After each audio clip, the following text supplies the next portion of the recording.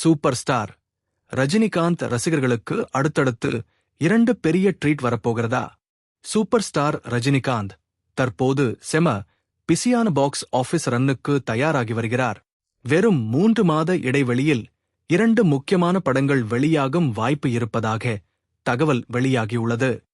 முதலில் ரஜினிகாந்தின் மிகவும் எதிர்பார்க்கப்படும் படங்களில் ஒன்றான ஜெயிலர் 2 வரும் அக்டோபர் 15, 2026 அன்று திரைக்கு வர திட்டமிடப்பட்டுள்ளது.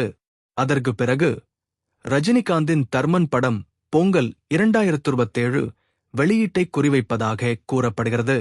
இப்படி நடந்தால் ரசிகர்களுக்கு மிக குறுகிய இடைவெளியில் மீண்டும் ஒரு ரஜினி படம் கிடைக்கும். ஆனால் இங்கே ஒரு சின்ன சிக்கல் இருக்கிறது. சிவகார்த்திகேயனின் செயோன் படமும் பொங்கல் 2027 வெளியீட்டுக்கு பரிசீலனையில் இருக்கிறதாம்.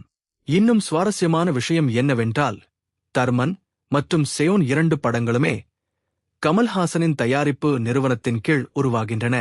அதனால் ஒரே தயாரிப்பு நிறுவனத்தின் 2 படங்களும் நேருக்கு நேர் மோதுவதை தயாரிப்பாளர்கள் விரும்ப மாட்டார்கள் என்று எதிர்பார்க்கப்படுகிறது.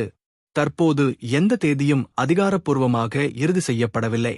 தர்மன் பொங்கல் ரிலீஸ் ஆனால் செயோன் படம் தள்ளிப் போகுமா? ஆஃபிஷியல் அனௌன்ஸ்மெண்ட் வரும் வரை பொறுத்திருந்து பார்ப்போம். ரஜினியின் ஜெயிலர் 2 மற்றும் தர்மன் எந்த படத்துக்காக நீங்கள் அதிகம் வெயிட்டிங்? கமெண்ட் பண்ணுங்க.